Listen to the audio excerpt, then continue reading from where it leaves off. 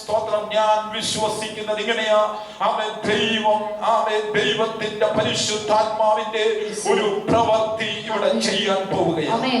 ദൈവം നിങ്ങളെ തൊടും. സ്തോത്രം. നാളെ ഞാൻ വിശ്വസിക്കുന്നത് ഇങ്ങനെയാ, സ്തോത്രം, നിങ്ങൾ ദൈവത്തിന് വേണ്ടി പ്രയോജനപ്പെടും. ഈ സഭയുടെ ഉള്ളിൽ നിന്നുകൊണ്ട് നിങ്ങൾ ദൈവത്തിന്റെ നാമത്തെ പ്രഘോഷിക്കും. അതേപോലെ ഒരു അഭിഷേകത്തിന്റെ ഫലങ്ങൾ ഈ സഭയുടെ ഉള്ളിൽ ദൈവത്തിന്റെ ആത്മാവ് വെളിപ്പെടുത്താൻ പോവുകയാണ്. ആകയാൽ വളരെ പ്രാർത്ഥനയോടെ ദൈവസന്നിധിയിലായിരിക്കാം. ദൈവവചനത്തിലേക്ക് നമുക്ക് ഒന്നിച്ച് ഇന്ന് പകലിൽ കടന്നു വരാം. ഇന്നത്തെ ചിന്തയ്ക്ക് വേണ്ടി യാക്കോബിന്റെ ലേഖനം 4-ാമത്തെ അധ്യായം 7, 8, 9, 10 വചനം. യാക്കോബിന്റെ ലേഖനം 4-ാമത്തെ അധ്യായം അതിന്റെ 7-ാം വാക്യം തുടങ്ങി 10-ാമത്തെ വചനം വരെ ഒരാൾ ദൈവസന്നിധിയിൽ ശബ്ദമുയർത്തി വായിച്ചാട്ട്. ആമേൻ. ഹല്ലേലൂയ. യാക്കോബ് 4:7 മുതലുള്ള വാക്യങ്ങൾ. യേശുവേ ഹല്ലേലൂയ. ആകയാൽ നിങ്ങൾ ദൈവത്തിന് കീഴടങ്ങുവിൻ. പിശാചിനോട് എതിർത്ത് നിൽക്കുവിൻ. എന്നാൽ അവൻ നിങ്ങളെ വിട്ട് ഓടിപ്പോകും. ആമേൻ. ദൈവത്തോട് അടുത്ത് ചെല്ലുവിൻ. എന്നാൽ അവൻ നിങ്ങളോട് അടുത്ത് വരും. പാപികളെ കൈകളെ വെടിപ്പാക്കുവിൻ. ഇരുമനസ്സുള്ളവരെ ഹൃദയങ്ങളെ ശുദ്ധീകരിപ്പിൻ. സങ്കടപ്പെട്ട് ദുഃഖിച്ച് കരയുവിൻ. നിങ്ങളുടെ ചിരി ദുഃഖമായും സന്തോഷം വിഷാദമായും തീരട്ടെ. കർത്താവിന്റെ സന്നിധിയിൽ താഴുവിൻ. എന്നാൽ അവൻ നിങ്ങളെ ഉയർത്തുവാനിടയായിത്തീരും. വളരെ അനുഗ്രഹിക്കപ്പെട്ട ഒരു വചനമാണ് ദൈവസന്നിധിയിൽ നാം വായിപ്പാനിടയായി തീർന്നത്. 7-ാം വാക്യം തുടങ്ങി 10-ാം വാക്യം വരെ വായിക്കുമ്പോൾ അനവധി കാര്യങ്ങൾ അവിടെ രേഖപ്പെടുത്തിയിട്ടുണ്ട്. അവൻ എല്ലാം എടുത്ത് പ്രസംഗിച്ച് മുമ്പോട്ട് പോകുവാനുള്ള സമയമില്ലാത്തത് കൊണ്ട് അതിന്റെ 10-ാമത്തെ വാക്യത്തിൽ അവിടെ ഇങ്ങനെ കാണുവാൻ കഴിയുന്നു, കർത്താവിന്റെ സന്നിധിയിൽ താഴുവിൻ, എന്നാൽ അവൻ നിങ്ങളെ ഉയർത്തുവാനിടയായിത്തീരും. ഈ ലോകത്തിൽ ദൈവജനമേ നാം ആയിരിക്കുമ്പോൾ നാം എല്ലാവരും ദൈവസന്നിധിയിൽ ഉയർച്ച പ്രാപിക്കുവാൻ, അനുഗ്രഹം പ്രാപിക്കുവാൻ, അവൻ എന്റെയും നിങ്ങളുടെയും ഒന്ന് സ്ഥിതി മാറുവാൻ ദൈവസന്നിധിയിൽ ആഗ്രഹിക്കുന്നവരാണ്. അവൻ കുടുംബത്തിന്റെ സ്ഥിതി മാറണമെന്ന് ആഗ്രഹിച്ചു വന്നവരുണ്ട്. അവൻ തലമുറകളുടെ മേഖലകളിൽ ചില വിടുതലുകൾ കാണണമെന്ന് ദൈവസന്നിധിയിൽ ആഗ്രഹിച്ചു വന്നവരുണ്ട്. നാം ഈ സഭയിൽ ഇന്ന് പകലിൽ സ്തോത്രം ഈ ചർച്ചിന്റെ ഉള്ളിലായിരിക്കുമ്പോൾ നമുക്കെല്ലാവർക്കും ഒരു ആഗ്രഹമുണ്ട്. ഈ സഭ ഇങ്ങനെ പോയാൽ പറ്റത്തില്ല, ഇനിയും അനവധി ആത്മാക്കൾ വരണം. ഈ ദേശത്തിന്റെ നടുവിൽ ഒരു ഉണർവ് സംഭവിക്കപ്പെടണമെന്ന് നമ്മൾ ആഗ്രഹിക്കുന്നു. ദൈവത്തിന്റെ ആത്മാവ് ഇന്ന് പകലിൽ വിളിച്ചു പറയുന്നു, നിന്റെ ഹൃദയത്തിന്റെ നല്ല ആഗ്രഹങ്ങളെ സാധിപ്പിക്കുവാൻ കഴിവുള്ളവർ ഈ പകലിൽ ഇവിടെ വന്നിട്ടുണ്ട്. ചില ദൈവ പ്രവൃത്തികൾ ഈ സഭയുടെ ഉള്ളവകളിൽ ദൈവാത്മാവ് ചെയ്തെടുക്കാൻ പോകുകയാണ്.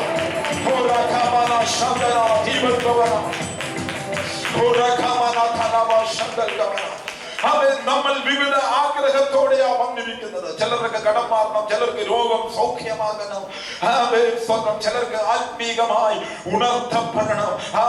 മറ്റു പറയുന്നത് എനിക്കൊരു കൃപാവരം വേണം. സ്തോത്രം. ഇങ്ങനെ വിവിധ ആഗ്രഹങ്ങളോടുകൂടെ ദൈവത്തിന്റെ സന്നിധിയിൽ, ദൈവത്തിന്റെ പാദപീഠത്തിലേക്ക് ഞാനും നിങ്ങളും കടന്നു വരുമ്പോൾ ഒരു കാര്യം വളരെ വ്യക്തമായി ദൈവത്തിന്റെ ജനമേ നാം മനസ്സിലാക്കണം. ഈ പകലിൽ നാം നമ്മെ തന്നെ ഒന്ന് താഴ്ത്തി സമർപ്പിക്കുവാൻ തയ്യാറായാൽ, കർത്താവേ ഞാൻ ഒന്നുമില്ല, നിന്റെ സന്നിധിയിൽ ഞാൻ വിധേയപ്പെടുന്നു എന്ന് പറഞ്ഞുകൊണ്ട് നിങ്ങളെ തന്നെ ഒന്ന് താഴ്ത്തി ഏൽപ്പിക്കുവാൻ തയ്യാറായാൽ, വചനം ഇങ്ങനെയാ പറയുന്നത്, ദൈവം നിന്നെ ഉയർത്തുവാനിടയായി തീരും. അവൻ ഉയർച്ച പ്രാപിക്കണമെങ്കിൽ, സ്ഥിതി ഒന്ന് മാറണമെങ്കിൽ, അവൻ ജീവിത അനുഭവങ്ങളുടെ മേൽ ദൈവപ്രവൃത്തി കാണണമെങ്കിൽ, അതിന് ഏറ്റവും അടിസ്ഥാനപരമായിട്ടുള്ള ഒരു വചനമെന്ന് പറയുന്നത്, നീ നിന്നെ തന്നെ ഉയർത്താതെ ദൈവത്തിന്റെ സന്നിധിയിൽ നീ ഒന്നുമല്ലെന്ന് നീ സമ്മതിക്കുമ്പോൾ ദൈവപ്രവൃത്തി നിന്നിൽ ആരംഭിക്കപ്പെടും. ഹല്ലേലൂയ. ആമേൻ. ഒരിക്കൽ ദാവീദ് ഇപ്രകാരം പറഞ്ഞു, ദൈവമേ, ഞാൻ നിന്റെ സന്നിധിയിലേക്ക് വരുവാൻ, എന്നെ ഇത്രത്തോളം കൊണ്ടുവരുവാൻ ഞാൻ എന്തുള്ളൂ, എന്റെ ഗൃഹവും എന്തുള്ളൂ. ആമേൻ. സ്തോത്രം. ദൈവസന്നിധിയിൽ താഴ്മ ധരിക്കുന്നവരെയാണ് ദൈവം ഉയർത്തുന്നത്. 2 ദിനവൃത്താന്ത പുസ്തകം 7-ാമത്തെ അധ്യായം 14-ാമത്തെ വാക്യത്തിലേക്ക് വരുമ്പോൾ ഒന്നെടുത്ത് വായിച്ചാൽ വേഗത്തിൽ വായിച്ചു തന്നാൽ അവന് ഉപകാരമായിരിക്കും. 2 ദിനവൃത്താന്തം 7:14. എന്റെ നാമം വിളിക്കപ്പെട്ടിരിക്കുന്ന, ഇവിടെ കാണുന്നു, എന്റെ നാമം വിളിക്കപ്പെട്ടിരിക്കുന്ന എന്റെ ജനം തങ്ങളെ തന്നെ താഴ്ത്തി പ്രാർത്ഥിച്ച് എന്റെ മുഖം അന്വേഷിച്ച് തങ്ങളുടെ ദുർമാർഗങ്ങൾ വിട്ടുതിരിയുന്നുവെങ്കിൽ ഞാൻ സ്വർഗത്തിൽ നിന്ന് കേട്ട് അവരുടെ പാപം ക്ഷമിച്ച് അവരുടെ ദേശത്തിന് സൗഖ്യം വരുത്തി കൊടുക്കുന്നു. ഇന്ന് പകലിൽ ആമേൻ, സ്തോത്രം, ആമേൻ, ഈ ദേശത്ത്, ആമേൻ, ഈ സഭയുടെ ഉള്ളിൽ ഞാനും നിങ്ങളും ഒക്കെ ആയിരിക്കുമ്പോൾ, ആമേൻ, നമുക്കൊരു ആഗ്രഹമുണ്ട്, നമ്മുടെ ദേശം ഒന്ന് സൗഖ്യമാകണം. ആമേൻ, സ്തോത്രം. നിങ്ങൾ പാർക്കുന്ന ദേശം, ആമേൻ, ഒന്ന് വിടുവിക്കപ്പെടണം. നിങ്ങൾ ആരാധിക്കുന്ന ഈ സ്ഥലം ഒന്ന് വിടുവിക്കപ്പെടണം. ആമേൻ. വിടുവിക്കപ്പെടണമെങ്കിൽ, ആമേൻ, ഇവിടെ നമ്മൾ വായിച്ചത് ഇങ്ങനെയാ, എന്റെ നാമം വിളിക്കപ്പെട്ടിരിക്കുന്ന എന്റെ ജനം. ഇന്ന് പകലിൽ, ആമേൻ, സ്തോത്രം, ഈ കൺവെൻഷൻ മീറ്റിംഗിന്റെ 2-ാമത്തെ ദിവസത്തിലേക്ക്, ആമേൻ, 2-ാമത്തെ പകൽക്കാലത്തിലേക്ക് ഞാനും നിങ്ങളും കടന്നു വരുമ്പോൾ, ആമേൻ, നിങ്ങളോട് ദൈവാത്മാവ് പറയുന്നു, ആമേൻ, നിങ്ങൾ വെറുതെ ഈ പ്രാർത്ഥനയുടെ ഉള്ളിലേക്ക് ഓടി കയറിയവരല്ല. ആമേൻ. വചനം ഇങ്ങനെയാ പറയുന്നത്, കർത്താവായ യേശു ക്രിസ്തുവിന്റെ നാമത്താൽ അവൻ നിങ്ങളെ വിളിച്ചു കൊണ്ടുവന്നിരിക്കുക. സ്തോത്രം പറഞ്ഞേ, നിങ്ങളൊന്ന് സ്തോത്രം പറഞ്ഞേ, നിങ്ങളൊന്ന് സ്തോത്രം പറഞ്ഞേ. ആമേൻ. യഹോവയായ ദൈവത്തിന്റെ നാമത്താൽ, പരിശുദ്ധാത്മാവിന്റെ നാമത്താൽ അവൻ നിങ്ങളെ വിളിച്ച് ഇന്നു പകലിൽ, ആമേൻ, ദൈവത്തെ ആത്മാവിലും സത്യത്തിലും ആരാധിപ്പാൻ ദൈവം നമ്മെ വിളിച്ചു കൊണ്ടുവന്നിരിക്കുക. സ്തോത്രം. ഈ പകലിൽ ദൈവത്തെ നമ്മൾ ആരാധിക്കുമ്പോൾ എങ്ങനെയൊക്കെ ആരാധിക്കണം എന്നൊക്കെ വചനം പറയുന്നുണ്ട്. ആമേൻ. ഈ ഭാഗം വിട്ടുകളയാതെ, ആമേൻ, യോഹന്നാന്റെ സുവിശേഷം 4-ാം അധ്യായം 23-ാമത്തെ വാക്യത്തിലേക്ക് വരുമ്പോൾ അവിടെ ഒരു വചനം ഇങ്ങനെ പറയുന്നുണ്ട്. പെട്ടെന്ന് ഒന്നെടുത്ത് വായിച്ചാട്ടെ. 4:23. യോഹന്നാൻ 4:23. സത്യ നമസ്കാരികൾ പിതാവിനെ ആത്മാവിലും, കണ്ടോ, ഇവിടെ കാണുന്നു, സത്യ നമസ്കാരികൾ പിതാവിനെ ആത്മാവിലും സത്യത്തിലും നമസ്കരിക്കുന്ന നാഴിക വരുന്നു. സത്യത്തിലും ആരാധിക്കുന്ന നാഴിക വരുന്നു. ഇപ്പോൾ വന്നുമിരിക്കുന്നു. തന്നെ നമസ്കരിക്കുന്നവർ ഇങ്ങനെയുള്ളവർ ആയിരിക്കണമെന്ന് പിതാവിച്ഛിക്കുന്നു. ദൈവം ആത്മാവാകുന്നു. അവനെ നമസ്കരിക്കുന്നവർ ആത്മാവിലും സത്യത്തിലും നമസ്കരിക്കണം. മതി. അവരവിടെ ഇങ്ങനെ കാണുന്നു, സത്യ നമസ്കാരികൾ പിതാവിനെ ആത്മാവിലും സത്യത്തിലും ആരാധിക്കുന്ന നാഴിക വരുന്നു, വന്നുമിരിക്കുന്നു. അവൻ ഇന്ന് പകലിൽ, അവൻ സത്യ നമസ്കാരികളായി, അവൻ സ്തോത്രം, സത്യത്തിലും ആത്മാവിലും ആരാധിക്കുവാനുള്ള ഒരു മനസ്സോടെയാണ് നിങ്ങൾ ഇന്ന് പകലിൽ ആയിരിക്കുന്നെങ്കിൽ, അവൻ ഒരു കാര്യം ഞാൻ വിളിച്ചു പറയാം, നിങ്ങളുടെ ശരീരത്തിലോ നിങ്ങളുടെ മനസ്സിലോ നിങ്ങളുടെ ആത്മാവിലോ നിങ്ങളുടെ കുടുംബത്തിലോ ഒരു അന്ധകാര ശക്തികൾക്ക്, ഒരു മന്ത്രവാദ ശക്തികൾക്ക്, ഒരു ആഭിചാര ശക്തികൾക്ക്, ഒരു ശുദ്ര പ്രയോഗങ്ങൾക്ക് ഇരിക്കുവാൻ കഴിയത്തില്ല. അവൻ നിങ്ങൾ ആത്മാവിൽ ആരാധിക്കാൻ തുടങ്ങുമ്പോൾ നിങ്ങളുടെ ശരീരത്തിലും മനസ്സിലും ആത്മാവിലും ഒരു വലിയ ദൈവിക വിടുതൽ ദൈവാത്മാവ് അയക്കുന്നുണ്ട്. പരിശുദ്ധാത്മാവ് അറിയിക്കുക.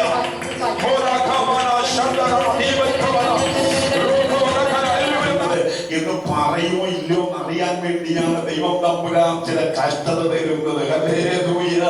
എത്ര പേർക്ക് മനസ്സിലായപ്പോ? ഒന്ന്, ഹൃദയത്തിലെ നിരൂപണം അറിയുന്നതിന് വേണ്ടി.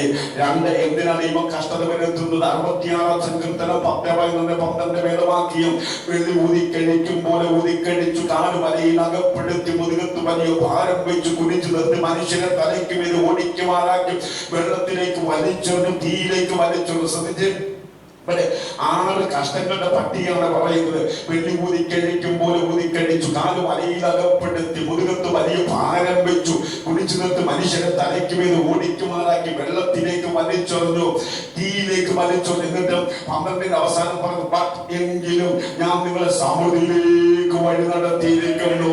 നിങ്ങൾക്ക് മനസ്സിലായില്ല എന്തിനാ ദൈവം കഷ്ടത വരുത്തുന്നത്? ഇപ്പുറത്ത് വേദനയുടെ അപ്പുറത്തൊരു സന്തോഷം ദൈവം വെച്ചിട്ടുണ്ട്, ഇല്ലായ്മയുടെ അപ്പുറത്തൊരു സമൃദ്ധി ദൈവം വെച്ചിട്ടുണ്ട്. അത് നിനക്ക് തരാൻ വേണ്ടിയാണ്. അതിന്റെ മുന്നോടിയായി ചില കഷ്ടത ദൈവം തരുന്നത്. മനസ്സിലാവുന്ന കാര്യമടിച്ച് ആ ദൈവത്തിന് ഇന്ന് പകരം പകർന്നു കൊടുത്തേ. അന്യഭാഷയുള്ളവർ അന്യഭാഷയോട്, അഭിഷേകമുള്ളവർ അഭിഷേകത്തോട്, വീശിയടിക്കുന്നൊരു കാറ്റ് പോലെ, പെയ്തിറങ്ങുന്നൊരു വൻമഴ പോലെ ദൈവത്തിന്റെ പരിശുദ്ധമാകുന്ന മഴ, ദൈവത്തിന്റെ അഭിഷേകത്തിന്റെ മഴ, ദൈവത്തിന്റെ സാന്നിധ്യത്തിന്റെ മഴ ഇവിടെ പെയ്തിറങ്ങുന്നത് ഞാൻ എന്റെ ശരീരത്തെ തിരിച്ചറിയുന്നു. എന്നോടൊപ്പം തിരിച്ചറിയുന്നവർ ദൈവത്തെ സ്തുതിച്ചു തുടങ്ങിയ എന്തിനാ ദൈവം കഷ്ടത വരുത്തുന്നത്? കഷ്ടതയ്ക്കപ്പുറത്തൊരു സമൃദ്ധിയുണ്ട് ദൈവമക്കളെ. എന്നെ കേൾക്കുന്ന സ്നേഹിതരെ ഞാൻ പറയട്ടെ, ഭൂമി പരന്നതല്ല, ഭൂമി ഉരുണ്ടതാണ്. ഇന്നൊരു സായം സന്ധ്യ ഉണ്ടെങ്കിൽ നാളെ ഒരു പ്രഭാതമുണ്ട്. ഇന്നൊരു അർദ്ധരാത്രി ഉണ്ടെങ്കിൽ നാളെ ഒരു നട്ടുച്ചയുണ്ട്. ഇന്ന് എന്തെന്നറിയാമോ, ഒരു കൂരിട്ടുണ്ടെങ്കിൽ നാളെ ഒരു വെളിച്ചമുണ്ട്. ഇന്നൊരു കറുത്തവാവുണ്ടെങ്കിൽ നാളെ ഒരു വെളുത്തവാവുണ്ട്. ഇന്നൊരു ഇറക്കമുണ്ടെങ്കിൽ നാളെ ഒരു കയറ്റമുണ്ട്. വിശ്വസിക്കുന്നുണ്ടോ? കഷ്ടതയുടെ അപ്പുറത്ത് ഒരു സമൃദ്ധി ദൈവം ഒരുക്കി വെച്ചിട്ടുണ്ട്. നാളെയുടെ നിങ്ങളുകളിൽ, നാളെയുടെ മണിക്കൂറുകൾ, നാളെയുടെ മിനിറ്റുകളിൽ പ്രാർത്ഥിക്കുന്ന ദൈവത്തിന്റെ വൈദ്യുതി നിന്റെ കണ്ണുകൊണ്ട് നീ അത് കാണാൻ പോവുകയാണ്. നിന്റെ കരം നീട്ടി അത് പിടിക്കാൻ പോവുകയാണ്. നീ ആ അനുഗ്രഹത്തിലേക്ക് ചവിട്ടി കയറാൻ പോകുന്ന ദിനങ്ങൾ അതിവിദൂരമല്ലെന്ന് ഞാൻ ആത്മാവിൽ പ്രവചിക്കുമ്പോ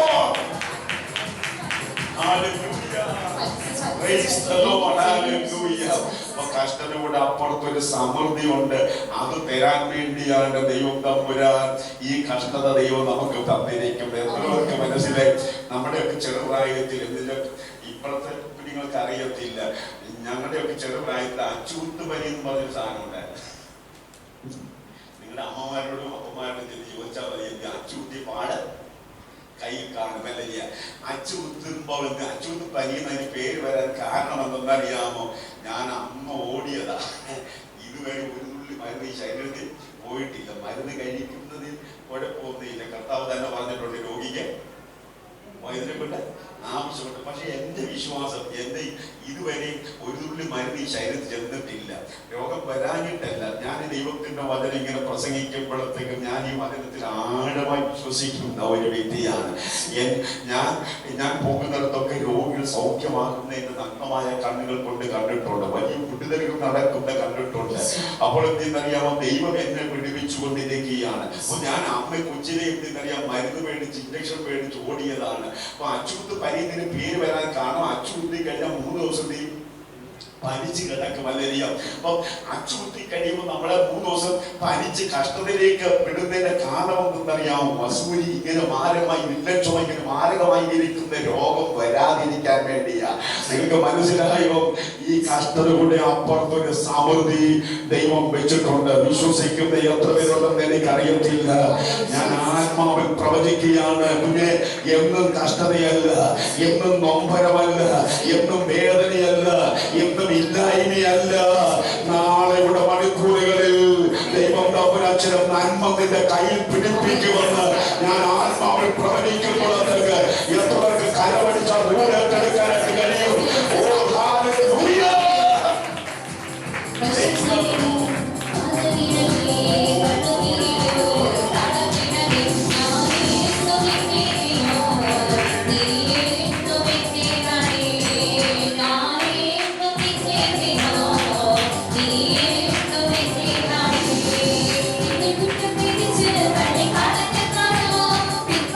പോയി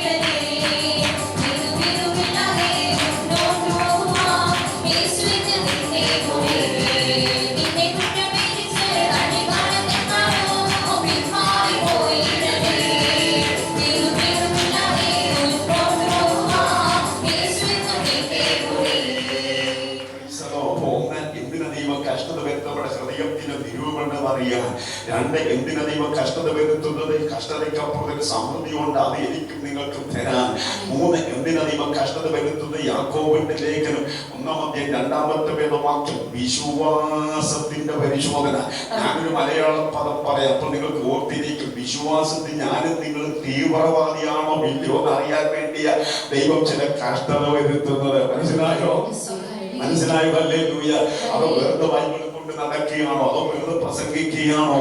അത് വെറുതെ ബൈബിൾ ആ വചനങ്ങളെല്ലാം ബൈഹാർട്ടാക്കി വെച്ചിരിക്കുകയാണോ? ദൈവത്തിന് അറിയണം നീ വിശ്വാസത്തിൽ തീവ്രവാദിയാണോ ഇല്ലോ എന്ന് അറിയണം. ഹല്ലേലൂയ. മനസ്സിലാവും.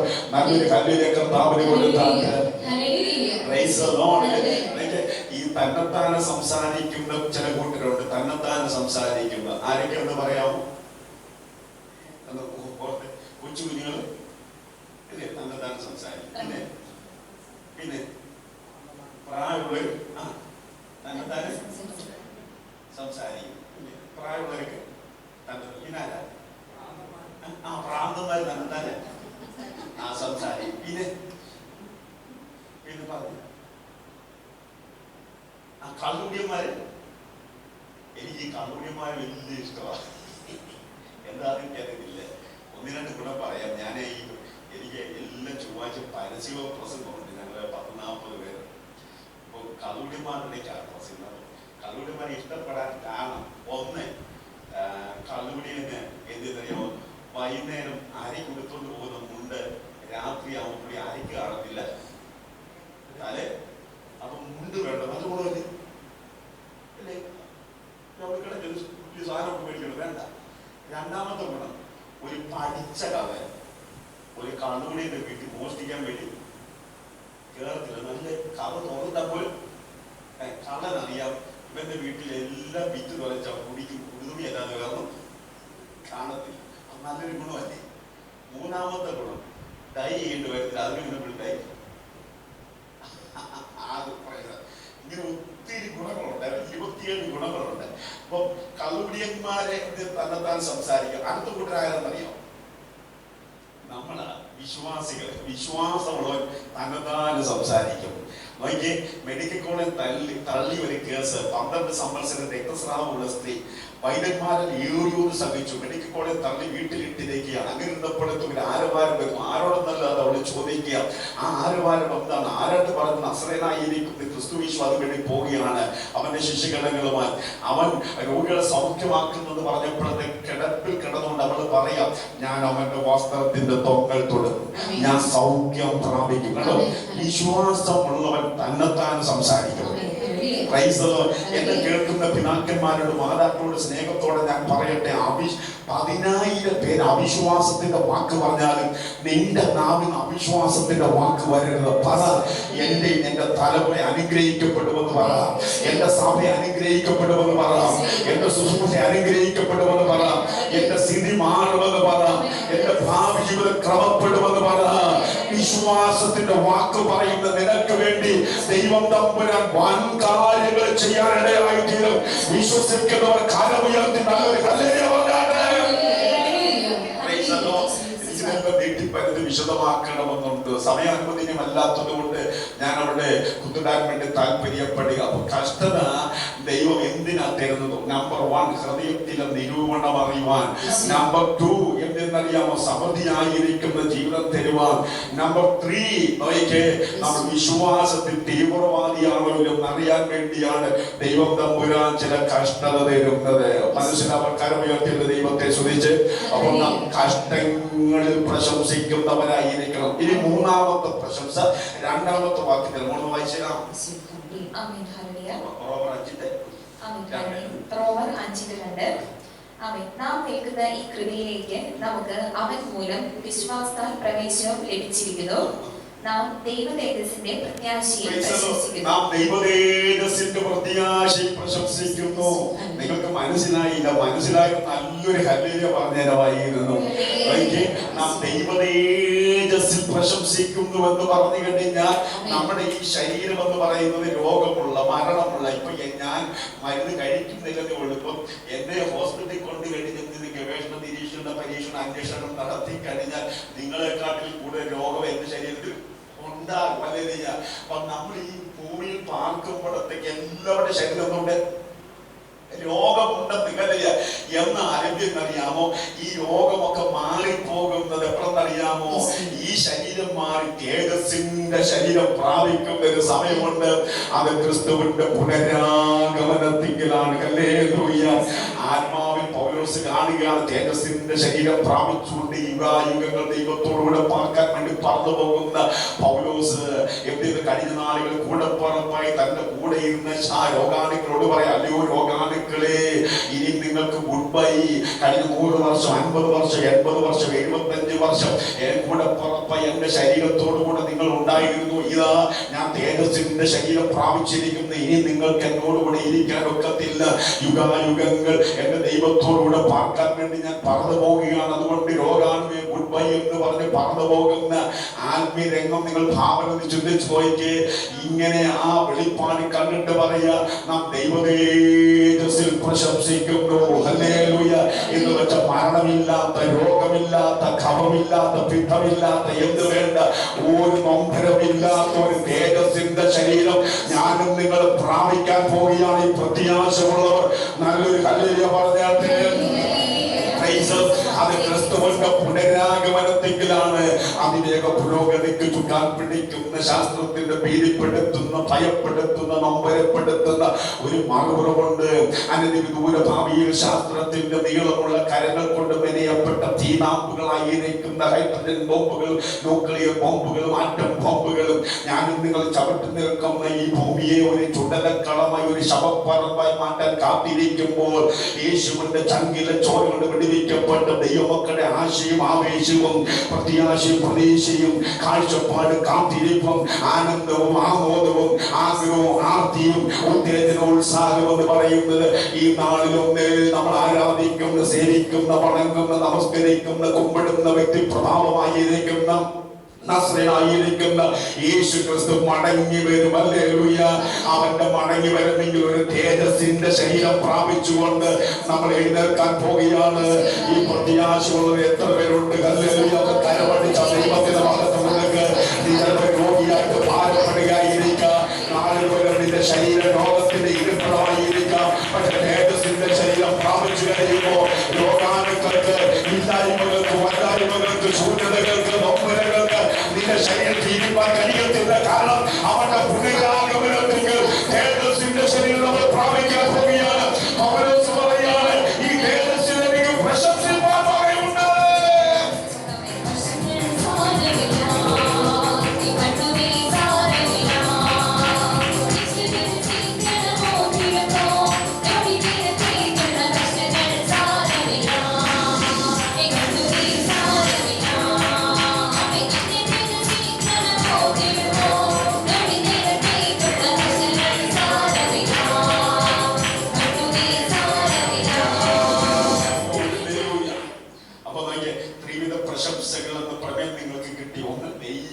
പ്രശംസിക്കുക, 2 കഷ്ടങ്ങളിൽ പ്രശംസിക്കുക, 3 ദൈവതേജസ്സിൽ പ്രശംസിക്കുക.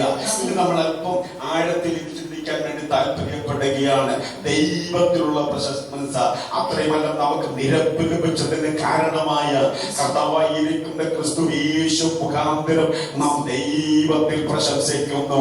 ചങ്കുപൊട്ടി വിളിച്ചു പറയണം, ഉച്ചഭാഷ ചുണ്ടോട് ചേർത്ത് വിളിച്ചു പറയണം. നമുക്ക് നിരപ്പ് ലഭിച്ചത് ഏതെങ്കിലും കർത്തനാളിൽ കൂടിയല്ല, നമുക്ക് നിരപ്പ് ലഭിച്ചത് ഏതെങ്കിലും പോപ്പിൽ കൂടിയല്ല, നമുക്ക് നിരപ്പ് ലഭിച്ചത് ഏതെങ്കിലും ഉന്നത ആദർശങ്ങൾ പ്രചരിപ്പിക്കുന്നവർ കൂടിയല്ല, നമുക്ക് നിരപ്പ് ലഭിച്ചത് സെൻട്രൽ പാസ്റ്റർമാരെ കൂടിയല്ല, നമുക്ക് നിരപ്പ് ലഭിച്ചത് നസ്രനായിരിക്കുന്ന ക്രിസ്തു യേശു കൂടിയാണ് എന്നവർക്ക് മനസ്സിലാക്കാൻ നല്ലൊരു ആമീൻ പറഞ്ഞാട്ട്.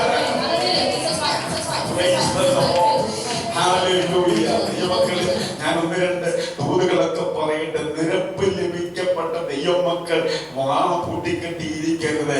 എന്തെങ്കിലും കണ്ടുകെട്ട് പോകാൻ ലാഘവത്തോടെ നമ്മൾ ഇരിക്കരുത്. നാം ചെയ്യേണ്ടത് പോലെ ചെയ്യാൻ താല്പര്യപ്പെട്ടാൽ ദൈവം ചെയ്യേണ്ടത് പോലെ ചെയ്യുവാനിടയായി തീരും. ഹല്ലേലൂയ. ഞാൻ തമിഴ്നാട്ടിലൊക്കെ ഇങ്ങനെ പ്രസംഗിക്കാൻ പോകും. തമിഴ്നാട്ടിലൊന്നും ഇതിന്റെ ഒരു വിഷയം പോലും പ്രസംഗിക്കാനായിട്ട് പോലും ഒക്കത്തില്ല. അവര് ചിലപ്പോ വലിയൊരു പ്രസംഗമൊക്കെ എന്തെന്നറിയാം, 5 മിനിറ്റ് പ്രസംഗിക്കാറുള്ളൂ. പിന്നെ അവര് നിന്നോണ്ടങ്ങ് ആരാധിക്കുക. അവര് മൗനമായി ഇരിക്കത്തില്ല, മൗനമായി അവർ നിൽക്കത്തില്ല. പറ്റില്ല. കാരണം നമുക്ക് നിരപ്പ് ലഭിച്ചത് നസ്രയനായിരിക്കുന്ന യേശു ക്രിസ്തുവിൽ കൂടിയാണെന്ന് മനസ്സിലാക്കുമ്പോൾ ഒന്ന് കരമടിച്ച് ദൈവത്തിന് മഹത്വം കൊടുക്കുക. അകന്നു പോയിരുന്ന പാപത്താൽ അകന്നു പോയിരുന്ന ശാപത്താൽ അകന്നു പോയിരുന്ന എന്നെ നിങ്ങളെ യേശുവിന്റെ ചങ്കിലെ ചോര കൊണ്ട് യേശു പിടിവെച്ചെങ്കിൽ ഇന്ന് മുതൽ നിറഞ്ഞ മനസ്സോട് നിറഹൃദയത്തോട് നിറതാൽപര്യത്തോടെ ദൈവത്തിന് മഹത്വം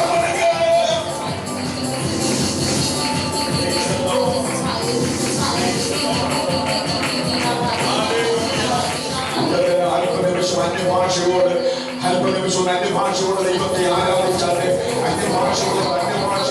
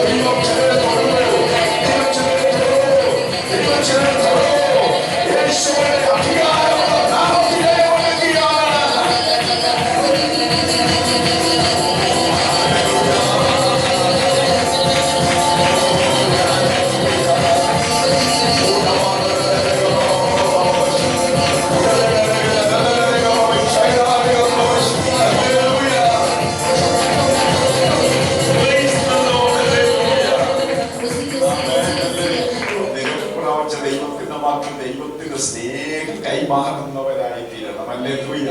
മനസ്സിലായോ? ഹല്ലേലൂയ. ഞാൻ പറഞ്ഞത് ഒരു സ്വോത്രം പറഞ്ഞാൽ പോലും അതിന് ആ കനം ഉണ്ടായിരിക്കും. ഒരു ഹല്ലേലൂയ പറഞ്ഞാൽ പോലും ആ കനം ഉണ്ടായി. എന്തിനേക്കാള് സ്വോത്രാഴ്ച പാത്രത്തിന്റെ ഒരു സ്വോത്രാഴ്ച ഉണ്ടാ പോലെ അതിന്.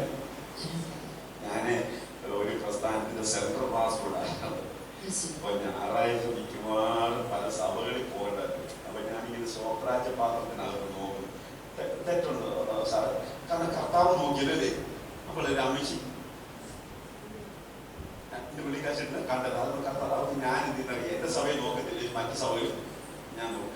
ഞാനിങ്ങനെ നോക്കുമ്പോഴത്തേക്ക് ഒത്തിരി സ്വത്രാജ്യപ്പാൽ ഈ 10ന്റെ നോട്ട് കൂടുതൽ വേണം. ഞാൻ പറഞ്ഞിട്ട് നമ്മുടെ ഗവൺമെന്റ് 10ന്റെ നോട്ട് മാത്രമേ അടിക്കുന്നുള്ളൂ. അല്ല, 20 രൂപ, 50 രൂപ, 100 രൂപ, 500 രൂപ. പക്ഷെ നമ്മുടെ പല സ്വത്രാജ്യ പാത്രത്തിൽ അതിങ്ങനെയൊക്കെയാണ് വരുന്നത്. ഞാൻ എനിക്ക് ഒറ്റശേഖര മംഗലത്തിൽ കൺവെൻഷൻ പ്രസംഗം കഴിഞ്ഞിട്ട് ഞാൻ വെളുപ്പിന് 4 മണിയായപ്പോൾ വന്ന് ഞാൻ വീട്ടിലിങ്ങനെ കിടക്കുക. നല്ല ഉള്ളിൽ കഴിഞ്ഞ് ഞാൻ വൈഫിനോട് പറഞ്ഞു, ഒരു 9 മണിയാകുമ്പോൾ വിളിച്ചാൽ മതി, എനിക്ക് പോർട്ടിൽ അടുത്താണ്, 15 കിലോമീറ്റർ അപ്പുറത്തേക്ക് കല്യാണം നടത്താൻ പോകേണ്ടതായിരുന്നു. അപ്പോൾ എന്തായാലും വിളിച്ചാൽ മതി. തൃശ്ശൂരിൽ നിന്നാണ് ആ പെൺകുട്ടി വരുന്നത്. അപ്പോൾ അത്ര ദൂരെ 11:30 ആവും അവർ പറഞ്ഞായിരുന്നു. ആ സമയം വിളിച്ചാൽ മതി.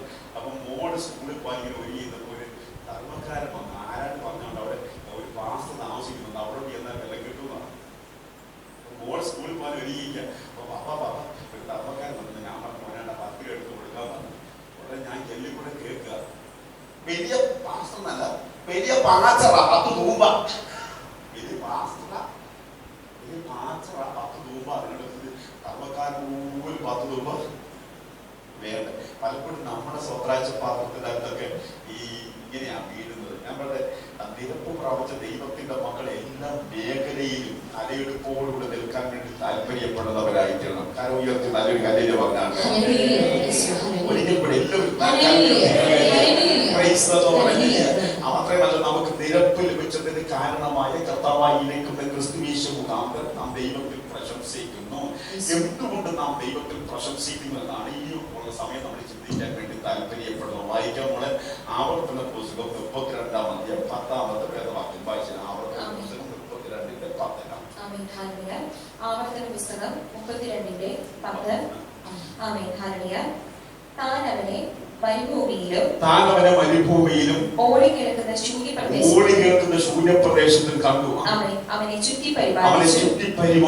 കൺമണി പോലെ സൂക്ഷിച്ചു. എന്തുകൊണ്ട് നാം ദൈവത്തിൽ പ്രശംസിക്കുന്നു? ഒറ്റ വാക്യം പറയാം, അവൻ നമ്മുടെ പരിപാലകനായതുകൊണ്ട് നാം ദൈവത്തിൽ പ്രശംസിക്കുന്നു. ഹല്ലേലൂയ. ഇവിടുത്തെ ഓടി കേൾക്കുന്ന ശൂന്യപ്രദേശം, ഞാൻ നോട്ട് വായിക്കുവാനിടയായി കുറുക്കന്റെ നീട്ടി ഓടിയിടുന്ന ഒരു സ്ഥലത്ത് ഒരു വിശ്വാസി അബദ്ധവശ കാലിയാവുത്തിയാൽ അവിടെയും അവനെ കൺമണി പോലെ പരിപാലിക്കുന്ന ഒരു പരിപാലകൻ. മറ്റൊരു നോട്ട് ഞാൻ വായിച്ചു, ഭൂതവാദ പ്രേത പിശാചുക്കളുടെ താവള സ്ഥലത്തിൽ വിശ്വാസി അബദ്ധവശാൽ അകപ്പെട്ടാലും അവിടെയും അവനെ കൺമണി പോലെ പരിപാലിക്കുന്ന ഒരു പരിപാലകൻ. പുസ്തകസഞ്ചി തോളത്തിട്ടുകൊണ്ട് മമ്മി ടാറ്റ പപ്പ ടാറ്റ എന്ന് പറഞ്ഞ് നമ്മുടെ വീട്ടുമുറ്റത്ത് നിർത്തുന്ന സ്കൂൾ വണ്ടിക്കകത്ത് നമ്മുടെ കുഞ്ഞ് കയറി വണ്ടി വിട്ട് ആ സ്കൂൾ മുറ്റത്ത് കൊണ്ട് നിർത്തി കുഞ്ഞ് ആ വണ്ടിക്കകത്ത് ഇറങ്ങി പഠനമൊക്കെ കഴിഞ്ഞ് അതേ വണ്ടിക്കകത്ത് 4 മണിയാകുമ്പോഴത്തേക്ക് വീട്ടിലേക്ക് വരികയാണെന്ന് ചിന്തിച്ച് വീട്ടുമുറ്റത്ത് വന്ന് വണ്ടി നിർത്തി കുഞ്ഞ് ഇറങ്ങി കഴിയുമ്പോഴത്തേക്ക് ഓടിക്കുന്ന അപ്പ അമ്മ നിങ്ങള് കുഞ്ഞിനെ കെട്ടിപ്പിടിച്ച് ആലിംഗനം ചെയ്യുന്നതിന് മുമ്പ് 2 കരങ്ങൾ ഉയർത്തി ദൈവത്തെ ശ്രദ്ധിച്ചോളണം. നിങ്ങൾക്ക് മനസ്സിലായോ? കാരണം നിരവധി പിഞ്ചോമനകൾ സഞ്ചരിച്ച വാഹനത്തിന്റെ അകത്തേക്ക് ടിപ്പർ ലോറികൾ ഇടിച്ചു കയറി പിഞ്ചോമനകളുടെ വികൃതമായിരിക്കുന്ന ശവശരീരം നമ്മുടെ നഗ്നമായ കണ്ണുകൾ കൊണ്ട് നമ്മൾ കണ്ടു കേട്ടു ഒക്കെ നമ്മൾ ചെയ്തു. ഹല്ലേലൂയ. ഞാൻ പറയട്ടെ, നിന്റെ കുഞ്ഞിന്റെ ആയുസ്സിന്റെ ബലം വണ്ടിയുടെ ബലമല്ല. നിന്റെ കുഞ്ഞിന്റെ ആയുസ്സിന്റെ ബലം നിന്റെ പോക്കറ്റിന്റെ കനത്തിന്റെ ബലമല്ല. നിന്റെ കുഞ്ഞിന്റെ ആയുസ്സിന്റെ ബലം വണ്ടിക്കകത്തെ ആയുടെ ബലമല്ല. നിന്റെ കുഞ്ഞിന്റെ ആയുസ്സിന്റെ ബലം ഡ്രൈവറിന്റെ ബലമല്ല. നിന്റെ കുഞ്ഞിന്റെ ആയുസ്സിന്റെ ബലം സ്കൂൾ മാനേജ്മെന്റ് ബലമല്ല. നിന്റെ കുഞ്ഞിന്റെ ആയുസ്സിന്റെ ബലം പരിപാലകന്റെ ബലമാണെന്ന് മനസ്സിലാക്കി എത്ര പേർക്ക് ദൈവത്തെ സ്തുതിപ്പാനായി കഴിയും.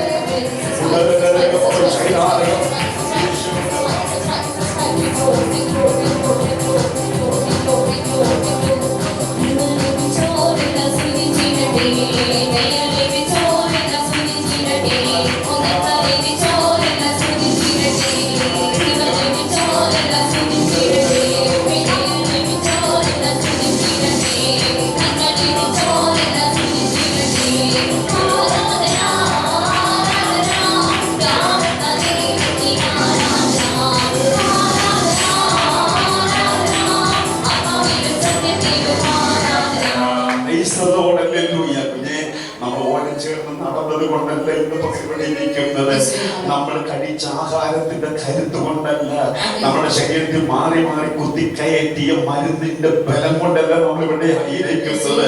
പരിപാലകന്റെ ബലം കൊണ്ടാണ് ഇവിടെ അണിയിലേക്ക് നോക്കുമ്പോൾ എത്ര പേർക്ക് ദൈവത്തെ സ്തുതിപ്പാനായിട്ട് കഴിയും. ഹല്ലേലൂയ. എത്ര പേർക്ക് ദൈവത്തിന് മഹത്വം കൊടുക്കാനായിട്ട് കഴിയും. നീ പുറത്തേക്ക് വിട്ട ശ്വാസം ദൈവം തമ്പുരാൻ കരുന്നിട്ടി അകത്തേക്ക് തള്ളിവിട്ടത് കൊണ്ട് ഒരു മാംസപിണ്ഡമായി മാറാതെ ഇന്ന് പറയുന്ന ജീവനായ ദൈവത്തിന്റെ മുമ്പാകിരുന്നുകൊണ്ട് സുന്ദരവൻ യേശുവിന്റെ മുഖത്തിൽ ദർശിച്ചുകൊണ്ട് അവനെ ആരാധിപ്പാൻ അവസരമൊരുക്കിയത് അവൻ നമ്മുടെ പരിപാലകനായതുകൊണ്ടാണ് മനസ്സിലാക്കി. ദൈവത്തിന്റെ മഹത്വം കൊടുക്കുക.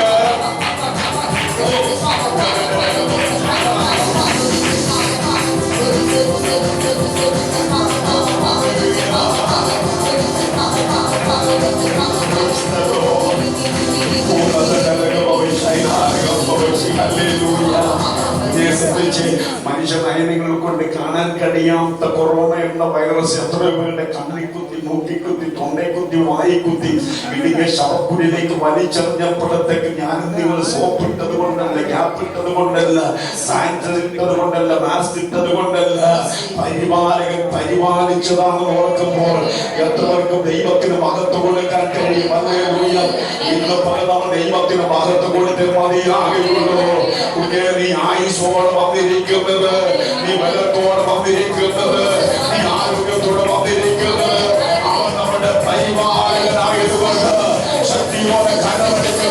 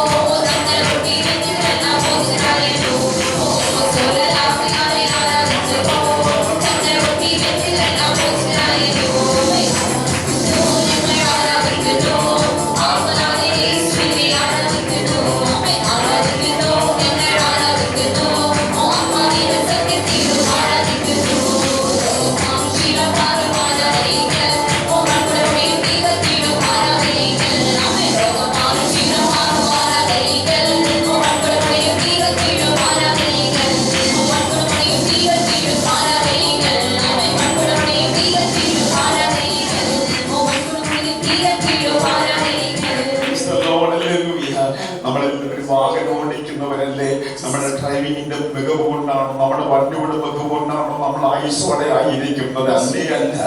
അവൻ നമ്മുടെ പരിപാലകനായി അവന്റെ ഉള്ളങ്കൈ വഹിച്ചത് കൊണ്ട് ഇന്ന് പകൽ ഇവിടെ വന്ന് നമ്മൾ ദൈവത്തെ സ്തുതിക്കുന്നത്. നിറഞ്ഞ മനസ്സോടെ നിറ കണ്ണുകളുമായി എത്രവർക്ക് ദൈവത്തിന് മഹത്വം കൊടുക്കാനായിട്ട് കഴിയും. ഹല്ലേലൂയ. ഉയർത്തി ഒരിക്കൽ കൂടെ ദൈവത്തെ സ്തുതിക്കാമോ? ഞാൻ കഴിഞ്ഞ ദിവസം എന്റെ കുന്നംകുളത്ത് പ്രസംഗിക്കാൻ വേണ്ടി വണ്ടി ഓടിച്ച് ഇങ്ങനെ വരുമ്പോഴത്തേക്ക് ഞാൻ IMB ഒരു വിവാഹത്തിന്റെ പ്രസംഗം ഉണ്ടായിരുന്നു. അവിടുന്ന് ആഹാരം പോലും കഴിക്കാതെ ഞാൻ വണ്ടി ഓടിച്ച് എനിക്ക് 7:30 ആകുമ്പോഴേക്കും കുന്നംകുളത്ത് ചെല്ലണം. അവിടെ വൈകിട്ട് ആയപ്പോഴത്തേക്ക് ബൈക്കുകൾ സഞ്ചരിച്ച 2 പേര് പെട്ടെന്ന് എന്തെന്നറിയോ, ബൈക്ക് അപകടമുണ്ട് എന്റെ കാറിന്റെ മുമ്പിലേട്ട് പിടച്ചു കൊണ്ട് ഞാൻ നോക്കുമ്പോഴത്തേക്ക് അവർ 2 പേര് പിടഞ്ഞ് മരിക്കുകയാണ്. പെട്ടെന്ന് എന്തെന്നറിയാം, ആൾക്കാരെല്ലാം കൊണ്ട് എന്റെ വണ്ടിക്കകത്തേക്ക് ഈ ഡെഡ് ബോഡി വലിച്ചു കയറ്റാൻ നോക്കിയപ്പോ ഞാൻ പറഞ്ഞു, സാറുമാരെ എനിക്ക് കുന്നംകുളം വരെ പോകണ്ടാണ്, മറ്റൊരു വണ്ടിക്കകത്ത് കയറ്റി പ്ലീസ് എന്ന് പറഞ്ഞ് എനിക്ക് പ്രസംഗിക്കേണ്ടതാ വൈകിട്ട് അവിടെ നടക്കുന്ന ആ വലിയ മീറ്റിംഗിൽ. അപ്പൊ അവർ സമ്മതിക്കാതെ വണ്ടിക്കകത്ത് വലിച്ചു കയറ്റിയിട്ട് ഇങ്ങനെ പറയാ, തന്റെ വണ്ടി ഇടിച്ചിട്ട് താൻ ന്യായം പറയുന്നു. അപ്പൊ ഞാൻ ദൈവമേ പ്രസംഗവും നടക്കത്തില്ല. അപ്പൊ ബസ്സിന്റെ അകത്തിരുന്ന ഒരു അമ്മച്ച് പറഞ്ഞു, അയ്യോ മക്കളെ, ആ സാറിന്റെ വണ്ടിയല്ല ഇടിച്ചത്, മറ്റൊരു വണ്ടിയാ ഇടിച്ചെന്ന് പറഞ്ഞു. നിങ്ങൾ ആ തിരക്കേറി പട്ടണത്തിൽ പെട്ടെന്ന് മറ്റ് 4 യുവാക്കൾ വണ്ടി നിർത്തിട്ട് വരുന്നത് ഞങ്ങളുടെ വണ്ടി ഇടിച്ചെന്ന് പറഞ്ഞ് വണ്ടിക്കകത്ത് കയറ്റി കൊണ്ടുപോകാനിടയായിരുന്നു. ഞാൻ പറഞ്ഞതിന്റെ സാരം, നമ്മൾ വണ്ടി ഓടിച്ച മികവ് കൊണ്ടല്ല നമ്മൾ ആയുസ്സോടെ ആയിരിക്കുന്നത്. അവൻ എന്റെ നിങ്ങളുടെ പരിപാലകനായതുകൊണ്ട് കൂടുതലിന്റെ കുഞ്ഞുങ്ങളെ ചേർന്ന് വട്ടപ്പെട്ട് പരിപാലിക്കുന്നത് പോലെ ഇന്നലകളിൽ പരിപാലിച്ച ദൈവം ഇന്നും നമ്മളെ പരിപാലിക്കുകയാണ്. സ്വദേശത്ത് പരിപാലിക്കുന്ന ദൈവം വിദേശത്ത് നമ്മുടെ തലമുറകളെ പരിപാലിച്ചു കൊണ്ടിരിക്കുന്നത് കൊണ്ട് നമ്മൾ ഇന്ന് പകൽ സന്തോഷിക്കുന്നത് കരമടിച്ച് ആ ദൈവത്തിന്റെ മഹത്വം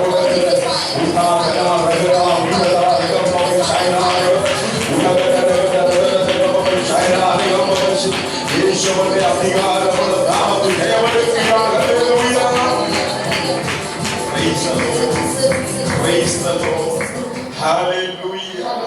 നമ്മളൊക്കെ പലപ്പോഴും ചിന്തിക്കും നമ്മുടെ വീടിന്റെ കരുത്ത് കൊണ്ട് നമ്മൾ ആയുസോടെ ഇരുന്നിരിക്കുന്നത് നമ്മുടെ ഡോറിന്റെ ബലം കൊണ്ട്. ഞാൻ പണ്ട് മസിൽ പവറുള്ള ഒരാൾ വന്ന് കാലമണയ്ക്ക് തൊടിച്ചു കഴിഞ്ഞാൽ ദ്രാവിസഹിതം ഡോർ നിലപാട് വീഴാനിടയെ. അങ്ങനെ നമ്മുടെ കേരളത്തിന്റെ മണ്ണിൽ സാക്ഷര കേരളം, സുന്ദര കേരളം, അക്ഷര കേരളം, അഭിമാന കേരളം എന്നൊക്കെ പറയുന്ന നമ്മുടെ കേരളത്തിൽ അങ്ങനെ സംഭവിച്ചിട്ടുണ്ട്, സംഭവിച്ചുകൊണ്ടിരിക്കുന്നു. ഞാൻ നിങ്ങളെ ഭയപ്പെടുത്തുകയല്ല ഞാൻ പറഞ്ഞത്. നമ്മുടെ ഡോറിന്റെ ബലം കൊണ്ടല്ല നമ്മൾ ആയുസോടെ നിൽക്കുന്നത്, നമ്മുടെ പരിപാലകന്റെ ബലം കൊണ്ടാണെന്ന് ഞാൻ പറയുമ്പോൾ എത്ര പേർക്ക് തന്റെ ഇടത്തോടെ കരമുയർത്തി ആ ദൈവത്തിന്റെ മഹത്വം കൊടുക്കാൻ കഴിയും.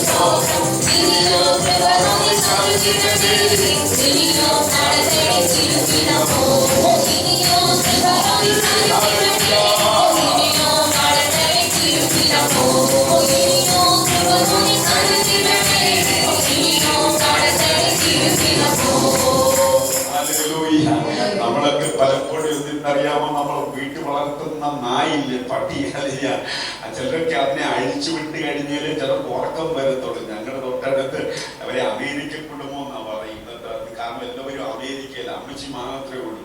അപ്പൊ 3 പട്ടിയുണ്ട്. അമ്മച്ചി ഒരു 9 മണിയാകുമ്പോൾ പട്ടി അഴിച്ചു വിട്ടിട്ട് പട്ടി ഇങ്ങനെ അതിൻ്റെ അകത്ത് ഇങ്ങനെ റോന്തി വിട്ട് അറിഞ്ഞെങ്കിൽ മാത്രമേ അമ്മച്ചി ഉറങ്ങാൻ കേറത്തുള്ളൂ. ഞാൻ അമ്മച്ചിയോട് പറയാം അല്ലേ, നമുക്ക് ഒരു മനുഷ്യൻ വന്നിട്ട് പട്ടി കാണുക ഒരു അപ്പക്കഷ്ണം എടുത്ത് വിഷത്തിന്റെ അകത്ത് നോക്കി ആ പറമ്പിന്റെ അപ്പുറത്തെ പറമ്പിലേക്ക് ഇട്ട് കഴിയുമ്പോ ഈ പട്ടി എന്തെന്നറിയാമോ, ആ വിഷപ്പത്തിന്റെ പിന്നാലെ പോകും. നമ്മുടെ ആയുസിന്റെ ബലം നോക്കിയേ, പട്ടിയുടെ ബലമല്ല നമ്മുടെ ആയുസിന്റെ ബലം, നമ്മുടെ പരിപാലകന്റെ ബലമാണെന്ന് പഠിക്കണം. ദൈവം നമ്മളെ കാക്കുന്നില്ലെങ്കിൽ എല്ലാം വ്യർത്ഥമാണ്. നമ്മുടെ നാട്ടിലൊക്കെ ഇഷ്ടംപോലെ സെക്യൂരിറ്റി സംവിധാനമുള്ളവരുടെ ജീവൻ പൊലിഞ്ഞ നാട്ടിലാണ് ഞാനും നിങ്ങളും ജീവിക്കുന്നത്. നമ്മുടെ ഇന്ത്യയുടെ ഇന്ദിരാഗാന്ധി ഇഷ്ടംപോലെ സെക്യൂരിറ്റി സംവിധാനം ഉണ്ടായിരുന്നു, ജീവൻ പൊലിഞ്ഞു പോയി. നമ്മുടെ രാജീവ് ഗാന്ധി ഇഷ്ടംപോലെ സെക്യൂരിറ്റി സംവിധാനം ഉണ്ടായിരുന്നു, ജീവൻ പൊലിഞ്ഞു പോയി. ശ്രീലങ്കയുടെ പ്രേമദാസം ഇഷ്ടംപോലെ സെക്യൂരിറ്റി സംവിധാനം ഉണ്ടായിരുന്നു, ജീവൻ പൊലിഞ്ഞു പോയി. പാകിസ്ഥാൻ ഭൂട്ടോ ഇഷ്ടംപോലെ സെക്യൂരിറ്റി സംവിധാനം ഉണ്ടായിരുന്നു, ജീവൻ പൊലിഞ്ഞു പോയി. അമേരിക്ക ജോൺ എഫ് കെന്നഡി ഇഷ്ടംപോലെ സെക്യൂരിറ്റി സംവിധാനം ഉണ്ടായിരുന്നു, ജീവൻ പൊലിഞ്ഞു പോയി. എന്നാൽ എനിക്കും നിങ്ങൾക്ക് ചിലപ്പോൾ നല്ല വീട് പോലും കാണത്തില്ലായിരിക്കാം, എങ്കിലും നമ്മുടെ സുരക്ഷിതമവിടെ കഴിയുന്നത് നമ്മുടെ പരിപാലകന്റെ ബലമാണെന്ന് മനസ്സിലാക്കി ആ ദൈവത്തിന് ഇന്ന് പകൽ മറന്നു കൊടുക്കുക.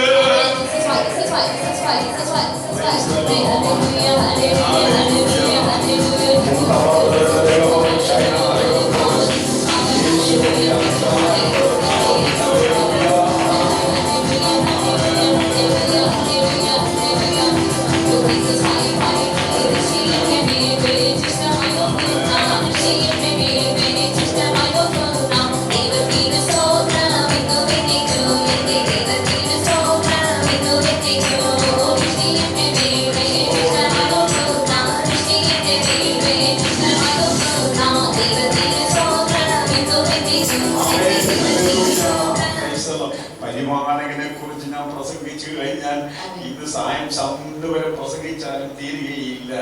ഒന്ന്, എന്തുകൊണ്ട് നാം ദൈവത്തിൽ പ്രശംസിക്കുന്നു? നമ്പർ 1, അവൻ നമ്മുടെ പരിപാലകനായതുകൊണ്ട്. നമ്പർ 2, മോളെ വായിച്ചാട്ട് നമ്മൾ ആവർത്തനം 32:10 വായിച്ചത്, ഇനി 11 വായിച്ചാട്ട്. ആവർത്തന പുസ്തകം 32:11.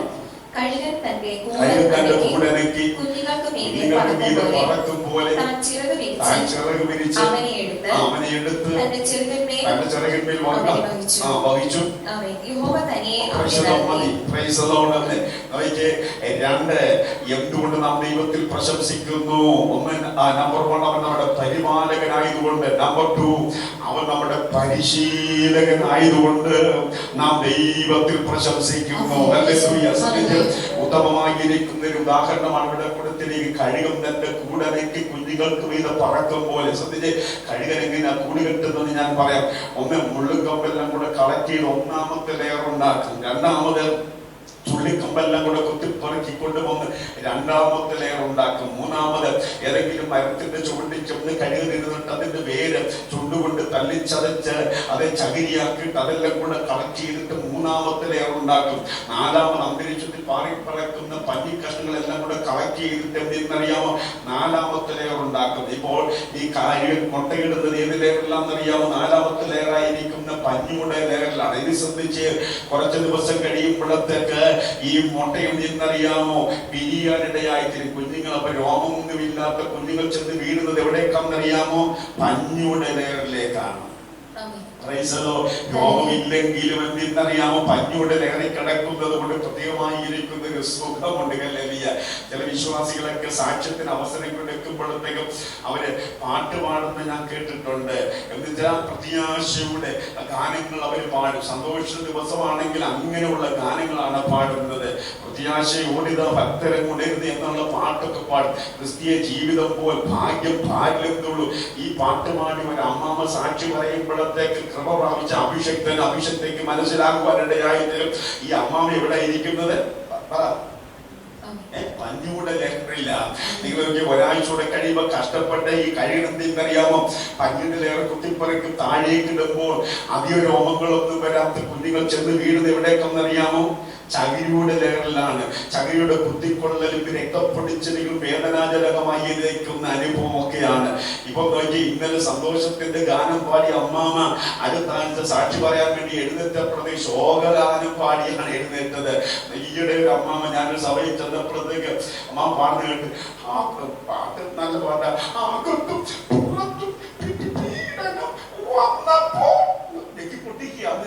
അകത്തും പുറത്തും പീഡനം വന്ന ഈ പാട്ട് പാടിയപ്പോഴത് കൃപ പ്രാപിച്ച അഭിഷേകത്തിന് മനസ്സിലായി അമ്മാവിടെ ഇരിപ്പിവിടെ ചകിരിയിലാണെന്ന്. ഒരാഴ്ച കൊണ്ട് കഴിയുമ്പോൾ ചകിരിയുടെ ലേറുടെ കുത്തിപ്പറക്കി താഴേക്ക് ഇടുമ്പോഴത്തേക്കും ഈ കുഞ്ഞുങ്ങൾ ചെന്ന് വീഴുന്നത് ചുള്ളിക്കമ്പിലാണ്. പ്രൈസലം. ഇന്നലെ വരെ സാക്ഷി പറഞ്ഞ അമ്മാമ്മ സാക്ഷി പറത്തിൽ നിർത്തി. പാസ് ചോദിച്ചു, എന്റെ ഞാൻ പേര് പറയാട്ടോ, എന്താ ചിഹ്നം വെച്ച് സാക്ഷി പറയാന്? ഓ എന്ന അമ്മാമ്മ ഒരു പൂത്തുതുക. ഓ എന്ത് പറയാനാ? അപ്പൊ ഈ ഓ കേൾക്കുമ്പോഴത്തേക്ക് കൃപ പ്രാപിച്ച അഭിഷേകത്തിന് മനസ്സിലായി അമ്മാമ്മയുടെ ഇരിപ്പിവിടെ നിങ്ങൾ പറഞ്ഞേ ചുള്ളിക്കമ്പില. ഈ സന്ദർഭത്തിൽ ഓടിയാൻ സാധ്യതയുണ്ട്. ഞാനൊരു ആത്മീയ ദൂത് അവിടെ പെറുക്കിയെടുത്ത് നിങ്ങളുടെ മനസ്സിലേക്ക് കോരിയിടട്ടെ. നോക്കിയും ഓരോ ലെയർ കുത്തിപ്പെറുക്കി താഴേക്ക് ഇടുമ്പോഴും തള്ളക്കടികെടുക്കുന്നറിയാമോ? തള്ളക്കടികന്മാര് ഇവരെന്തെന്നറിയാമോ?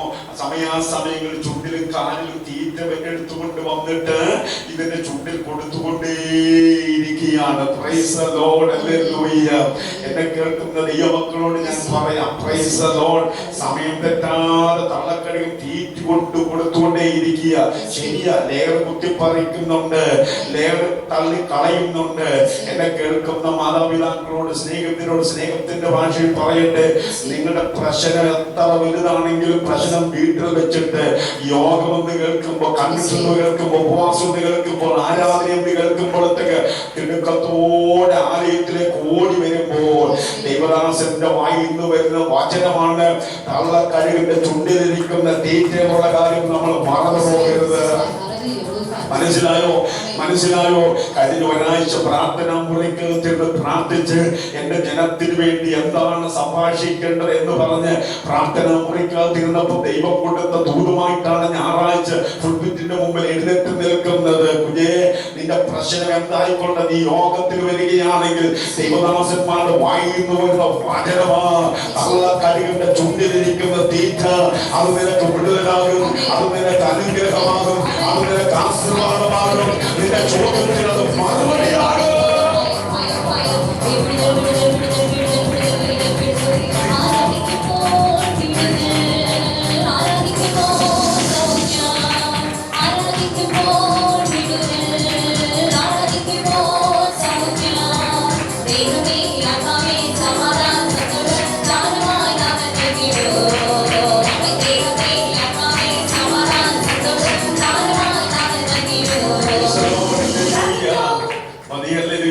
അവസാനം എന്തെന്നറിയാമോ? ചുള്ളിക്കമ്പോടെ കുത്തിപ്പറക്കി താഴേക്കിടുമ്പോ കുഞ്ഞുങ്ങൾ ചെന്ന് വീഴുന്ന മുള്ളിക്കമ്പിലാണ്. നിങ്ങൾ നോക്കിയേ, ഇപ്പൊ ആരാധനയ്ക്ക് വരുമായിരുന്നു. ആരാധനയ്ക്ക് വരവ് പാപം പാസ്റ്റ് ചെല്ലുക വരാതിരുന്നത്. എന്റെ അമ്മാമേ ആരാധനയ്ക്ക് വരാതിരുന്നത്. ഉടനെ അവര് പറയുക കേട്ടോ, നോക്കിയേ, പത്മോസിന്റെ ദേവി യോഹന്നാൻ ഒറ്റയ്ക്ക് മുട്ടുമടയ്ക്കുമ്പോ ദർശനം വെളിപ്പാട് കിട്ടി. ഞങ്ങൾ നോക്കട്ടെ വീട്ടിൽ. നമ്മൾ ഇങ്ങനെയുള്ള തട്ടിൽ വരുമ്പോൾ ഇങ്ങനെയുള്ള വചനമൊക്കെ നമ്മൾ തപ്പുന്നത്. എന്നെ കേൾക്കുന്ന ദൈവമക്കളെ ആയാലും നിങ്ങൾ യോഗത്തിന് വേണ്ടി കടന്നു പോവാ. അത് നിങ്ങൾക്ക് അനുഗ്രഹത്തിന് കാരണമായി. ശ്രദ്ധിച്ച്, എല്ലാവരും ശ്രദ്ധിച്ച്. അവസാനം ഉള്ളുകൊമ്പോട് കുത്തിപ്പറക്കി താഴേക്കിടുമ്പോൾ രോഗങ്ങളൊക്കെ വന്നിട്ടുണ്ടെങ്കിലും പറക്കാനായിട്ട് കഴിയുന്നില്ല. നിങ്ങൾ അന്തരീക്ഷത്തെ അള്ളിപ്പിടിക്കുകയാണ്. ഏതെങ്കിലും എന്തിനറിയാം, ഉള്ളുകൊമ്പിൽ പിടികിട്ട് കഴിയുമ്പോൾ അതുമായിട്ട് കണ്ണം പറഞ്ഞ് താഴേക്ക് വരുമ്പോൾ അപ്പൻ കഴിയുമ്പോൾ അമ്മ കഴിയുമ്പോൾ ഏതെങ്കിലും പാറയുടെ ഇടയ്ക്കിൽ ഏതെങ്കിലും മരത്തിന്റെ ശിഖരത്തിൽ ഇങ്ങനെ കണ്ണിമപ്പെട്ടാൽ ഇങ്ങനെ നോക്കി നിൽക്കുകയാണ്. അപ്പൊ ഈ കുഞ്ഞുങ്ങൾ അതിന്റെ നേരെ വരുമ്പോൾ ഞങ്ങളുടെ അപ്പനും അമ്മയും ഇരിക്കുന്നതാണ് ഒരു കൂസലമില്ലാതെ. എന്നാൽ നിങ്ങൾക്ക് കേൾക്കണമോ? ഈ കുഞ്ഞുങ്ങൾ കർണം പറഞ്ഞ് താഴേക്ക് വരുമ്പോഴത്തേക്ക് കണ്ണിമപ്പെട്ടാൽ നോക്കി നിൽക്കുന്ന തള്ളക്കഴുകന്മാരെന്തിനറിയാമോ? എപ്പോൾ ഇതിന്റെ തലയൊന്ന് കല്ലിൽ ഇടിക്കുമെന്നുള്ള ചിന്ത വരുമ്പോഴത്തേക്ക് പിന്നെ വേഗേനെ പറന്നിറങ്ങി വന്നിട്ട് ചിറകിൽ വഹിച്ചുകൊണ്ട്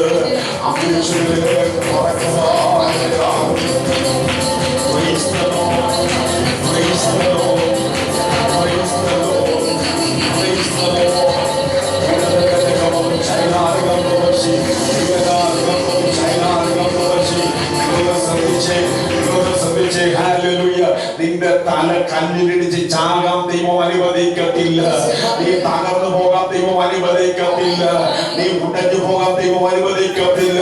ബൈബിൾ പറയുന്നു, തന്റെ കൂറപ്രാവന്റെ ദൂട്ടാമൃഗത്തിന്റെ കയ്യിൽ ദൈവം ഏൽപ്പിക്കത്തില്ല. ദൈവത്തിന്റെ കരത്തിലെ ആളുകളെ പിടിച്ചു മറിക്കുവാൻ ശത്രുവിന് കഴിയത്തില്ല. കുഞ്ഞ് ഓരോ ലേർ കൊത്തിപ്പുറക്കി കളയുന്നത് നിന്നെ തകർക്കാനല്ല. അപ്പൻ കഴികൾ പറക്കുന്നത് പോലെ, അമ്മ കഴികൾ പറക്കുന്നത് പോലെ എന്റെ തലമുറയെ പറക്കണമെന്നുള്ള ആഗ്രഹം കൊണ്ട് നിന്നെ പരിശീലിപ്പിക്കുകയാണ്.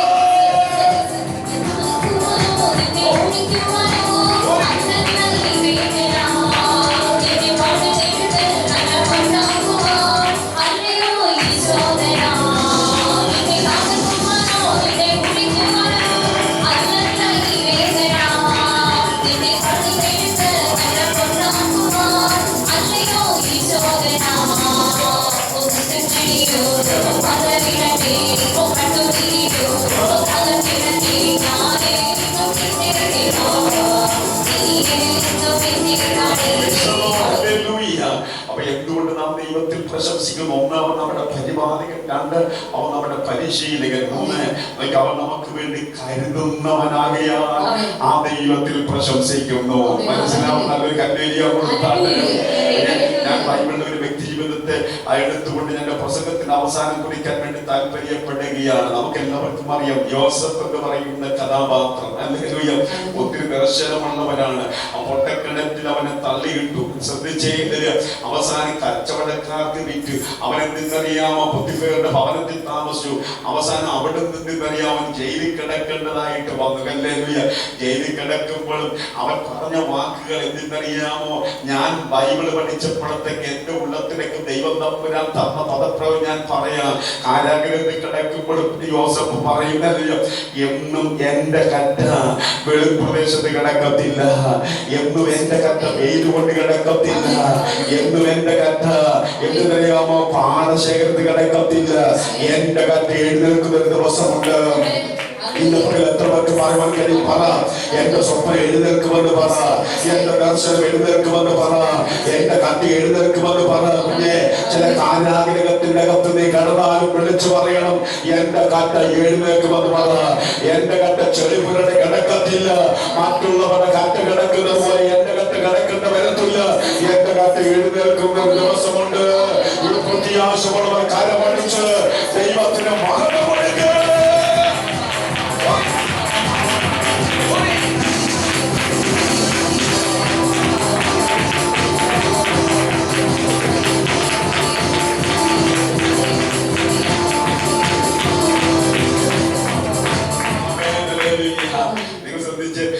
യോസഫ് എന്തറിയാമോ, ആ കാരാഗ്രഹത്തിൽ കിടക്കുമ്പോഴത്തെ കൂടെ രണ്ടുപേരുണ്ടായിരുന്നു. അവരുടെ പേരെന്താ പറഞ്ഞേ?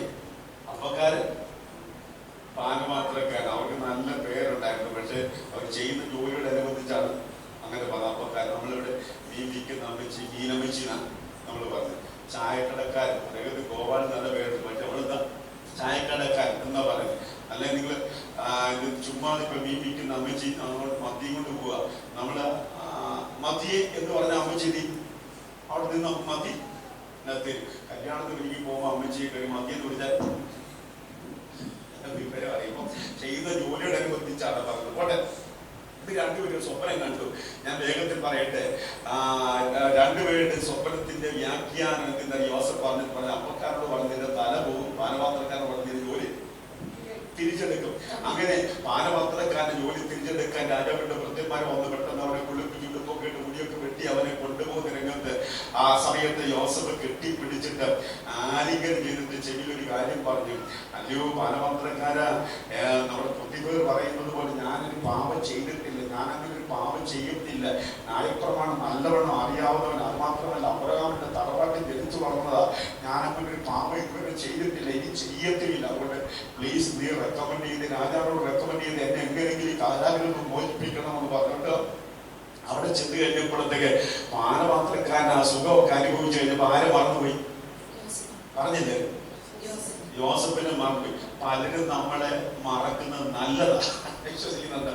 ഞാൻ ഇപ്പോൾ ചെങ്ങന്നൂരടുത്ത്, ഞാൻ സ്ഥലപ്പേര് പറഞ്ഞു, ചെങ്ങന്നൂരടുത്താണ്. അവിടെ ഇതുപോലെ ഞങ്ങളുടെ അടുത്തുള്ളൊരു അമേരിക്കൻ കുടുംബമുണ്ട്. അവിടെ എല്ലാവരും അമേരിക്കയില്ല.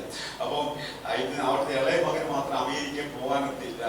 എന്തോ ഒരു എന്താണെന്ന് അറിയത്തില്ല. അപ്പൊ ഇപ്പം ഒരു ദിവസം അവിടെ പ്രാർത്ഥന വെച്ച് 3 ദിവസം. എന്നെ ലാസ്റ്റ് ദിവസം വിളിച്ച് ഞാനിങ്ങനെ പ്രസംഗിച്ചുകൊണ്ടിരുന്നപ്പോഴത്തേക്ക് ഇവന്റെ ശരീരത്തിൽ ഒരു അറബി കെട്ടി. ഞാൻ പറഞ്ഞു എഴുന്നേക്കാൻ പറഞ്ഞു. എഴുന്നേറ്റ് കഴിഞ്ഞപ്പോഴത്തേക്ക് തല കൈവച്ചപ്പോൾ പെട്ടെന്ന് ഇവൻ നിലത്തോട്ട് വേണ്ടി ഛർദ്ദിച്ച് എന്തിനറിയാമോ ഇവൻ അറബിയൊക്കെ പറഞ്ഞ് ആ കെട്ടൊക്കെ പൊട്ടി. അപ്പൊ ദൈവാത്മാവിനോട് പറയാൻ പറഞ്ഞു, നീ 3 മാസത്തിനകം നീ അമേരിക്ക കാലി ഓർത്തെന്ന് പറഞ്ഞു. അപ്പോൾ 1 മാസം കഴിഞ്ഞു അവന്റെ പപ്പ വിളിച്ചിട്ട് പറഞ്ഞിട്ട് എല്ലാം ശരിയായി, നീ കുടുംബം തയ്യാറായിക്കോ, അവൻ അമേരിക്കയ്ക്ക് പോവാ. അപ്പൊ ആ സന്തോഷത്തിന് എന്നെ എന്തിനറിയാമോ എയർപോർട്ടിലേക്ക് കൊണ്ടുപോവാ. ഇവന്റെ ആ വീട്ടുകാരെല്ലാം കൂടെ മറ്റൊരു കാര്യം, ഞാനിവരും മാത്രം ഒരു കാര്യം, ഈ വണ്ടി ഓടിക്കേണ്ട ഡ്രൈവറോട് അതിൻ്റെ അകത്ത് കയറിയേക്കാം. ഞങ്ങൾ എയർപോർട്ടിൽ ചെന്ന് കഴിഞ്ഞപ്പോഴത്തേക്ക് ഇവനെ അകത്ത് കയറ്റിയിട്ട് എന്താ പറയുക, കൈ പിടിച്ച് കുലുക്കി 2 ചുമ്മനൊക്കെ വന്നിട്ട് പറഞ്ഞു, പാസ സഹി ചാത്തങ്കേരി ഒന്നും കൊണ്ട് വിഷമിക്കണ്ട, ഞാൻ ഏറ്റെന്ന് പറഞ്ഞു. ദൈവമക്കളെ ബൈബിൾ വിളിച്ച് പറയാം, അന്ന് കൈ പിടിച്ച് കുലിക്കതല്ലാതെ ഒരു ഫോൺ കോൾ പോലും പ്രയോജനം ഉണ്ടായിട്ടില്ല. പലരും നമ്മളെ മറക്കുന്നത് നല്ലതാട്ടോ. ഞാൻ പറയട്ടെ, അത് എന്താ ഉദാഹരണം പറയാം. ഇവിടെ പാനപാത്രക്കാരൻ മറന്നുപോയി. അപ്പൊ മറക്കാതിരുന്നാൽ അവനെ റെക്കമെൻഡ് ചെയ്ത് കൊണ്ടുവന്നിരിക്കട്ടെ. ആരായി കോളർ വെക്കുന്നത് പറഞ്ഞ് മനസ്സിലാക്കുന്നുണ്ടോ? പാനപാത്രക്കാരനാണ് ഞാൻ മുഖാന്തരം അതിന് ഇവിടെ വന്നത്. അത് മാത്രമല്ല, ആ ക്ലാസ്സിന് കഴുകാൻ പറഞ്ഞു കഴിഞ്ഞാൽ കഴുകണം. ആ വീട് താഴെ പോയി തുടയ്ക്കാൻ പറഞ്ഞു കഴിഞ്ഞാൽ എന്നും പാനപാത്രക്കാരന്റെ അസിസ്റ്റന്റായി ആര് മാറിയനും? യോസഫ് മാറിയനുമായിരുന്നു. എന്നാൽ യോസഫേ, ചില മറുപടി വൈകുമ്പോൾ നീ വിഷമിക്കരുത്. നീ മറുപടി വൈകുന്നത് എന്തിനെന്നറിയാമോ? നീ പാനപാത്രക്കാരന്റെ അസിസ്റ്റന്റ് ആകാനല്ല, പാനപാത്രക്കാരൻ നിന്റെ അസിസ്റ്റന്റ് ആകാനാ ചില മറുപടി വൈകുന്നത്. എത്ര പേർക്ക് മനസ്സിലായി? ചില മറുപടി വൈകുന്നത് തിളക്കമുള്ള ഒരു മറുപടി നിന്റെ കയ്യിൽ തരാൻ വേണ്ടിയാണ്. അവൻ നിനക്ക് വേണ്ടി കരുതുന്ന ദൈവമായിരിക്കുക. ആ ദൈവത്തിൽ പ്രശംസിപ്പാൻ വകയുള്ളവർ കരമടിച്ച ദൈവത്തിന് ഒരിക്കൽ കൂടെ പറഞ്ഞു കൊടുക്കുക.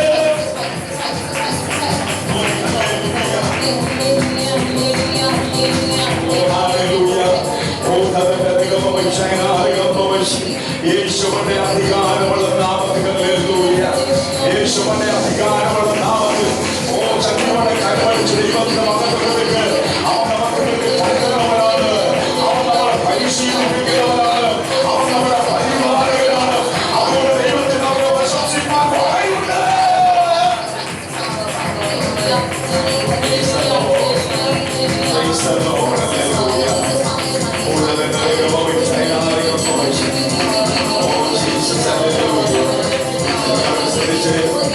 എല്ലാവരും ശ്രദ്ധിച്ച് ഞാൻ വാക്കുകൾക്ക് വിരാമപ്പെടുകയാണ്. മാത്രമല്ല നമുക്ക് നേരം ലഭിച്ചതിന് കാരണമായ കർത്താവായിരിക്കുന്ന ക്രിസ്തു യേശു മുഖാന്തരം നാം ദൈവത്തിൽ പ്രശംസിക്കുന്നു. 2, നാം കഷ്ടങ്ങളിൽ പ്രശംസിക്കുന്നു. 3, നാം ദൈവതേജസ്സിൽ പ്രശംസിക്കുന്നു. എന്തുകൊണ്ട് നാം ദൈവത്തിൽ പ്രശംസിക്കുന്നു? അവൻ നമ്മുടെ പരിപാലകനായതുകൊണ്ട്. എന്തുകൊണ്ട് നാം ദൈവത്തിൽ പ്രശംസിക്കുന്നു? അവൻ നമ്മുടെ പരിശീലകനായതുകൊണ്ട്. എന്തുകൊണ്ട് നാം ദൈവത്തിൽ പ്രശംസിക്കുന്നു? അവൻ നമുക്ക് വേണ്ടി കരുതുന്ന ദൈവമാകട്ടെ. ഒരു നിമിഷം, 1 മിനിറ്റോട് നിങ്ങൾ എല്ലാവരുടെ കണ്ണുകൾ ദൈവസന്നിധാനം അടച്ചാണ്ട്. ഹല്ലേലൂയ. എല്ലാവരുടെ കണ്ണുകൾ ദൈവസന്നിധാനം അടച്ചാണ്ട് ആ കർത്താവിന്റെ കരങ്ങൾക്ക് പൂർണ്ണമായി ഏൽപ്പിച്ചു കൊടുത്ത് നിങ്ങളുടെ ദേഹത്തെ ആത്മാവിൽ വ്യാപരിക്കുന്നു. എല്ലാ രോഗങ്ങളും രോഗബന്ധനങ്ങളും അടിച്ചു കളയാൻ കഴിയുന്ന ദൈവ സാന്നിധ്യത്തോടെ വ്യാപരിക്കപ്പെടുകയാണ്. യേശുവിന്റെ അധികാരമുള്ള നാമത്തിൽ ഇന്നലെ പ്രാപിച്ച അഭിഷേകം നമ്മൾ ഒതുങ്ങരുത്. ഹല്ലേലൂയ. പുതിയത് പ്രാപിക്കാൻ വേണ്ടി നമ്മൾ താല്പര്യപ്പെടണം. ഈ ഭൂമിയിൽ നമുക്ക് ജീവിക്കണമെങ്കിൽ, ഈ ഭൂമിയിൽ ഒരു ദിവസം നമ്മൾ നിലനിൽക്കണമെങ്കിൽ മനുഷ്യ ശക്തി കൊണ്ട് കഴിയത്തില്ല. ഒരഭിഷേകത്തിന്റെ ശക്തി നമ്മുടെ മേൽ വീണെങ്കിൽ മാത്രമേ സാധ്യമാകുള്ളൂ. കർത്താവേ, ഒരഭിഷേകം എന്റെ മേൽ പകരണമേ, ഒരു ദൈവ സാന്നിധ്യം എന്റെ മേൽ പകരണമേ, ഒരു ദൈവകൃപ എന്റെ മേൽ പകരണമെന്ന് പ്രാർത്ഥിക്കുന്നേ. പകരം ദൈവ സ്വാന്നിധ്യം നമ്മുടെ മേൽ ഇറങ്ങുകയാണ്. ആ ദൈവശക്തി നമ്മുടെ മേൽ ഇറങ്ങുകയാണ്. ആ ദൈവത്തിന്റെ മാറ്റമില്ലാത്ത സാന്നിധ്യം നമ്മുടെ മേൽ ഇറങ്ങുകയാണ്. എത്ര പേർ തിരിച്ചറിയുന്നതെന്ന് എനിക്കറിയത്തില്ല. ഞാൻ ഇവിടെ നിൽക്കുമ്പോൾ ദൈവ സാന്നിധ്യം ഞാൻ അനുഭവിക്കുന്നുണ്ട്. ഇന്ന് രാത്രി ചിലതിന് പകൽ ചിലരുടെ മേൽ ആ ദൈവ സാന്നിധ്യം വ്യാപരിച്ചുകൊണ്ടിരിക്കുന്നു. അതുകൊണ്ട് ഞാൻ പ്രാരംഭത്തിൽ പറഞ്ഞ് വന്നതുപോലെ നമ്മൾ മടങ്ങത്തില്ല. നീ സൗഖ്യം പ്രാപിച്ചവരായി, സൗഖ്യം പ്രാപിച്ചവരായി, വിടുതൽ പ്രാപിച്ചവരായി, വിടുതൽ പ്രാപിച്ചവരായി നിന്നെ എഴുന്നേൽപ്പിക്കുന്ന ദൈവശക്തിയെയും അത് കരമടിച്ച് ആ ദൈവത്തിന് മഹത്വം കൊടുക്കുന്ന ശക്തിയോട് കരമടിച്ചുകൊണ്ട് അന്യഭാഷകളോട് അന്യഭാഷയോട് അഭിഷേകമുള്ളവരായി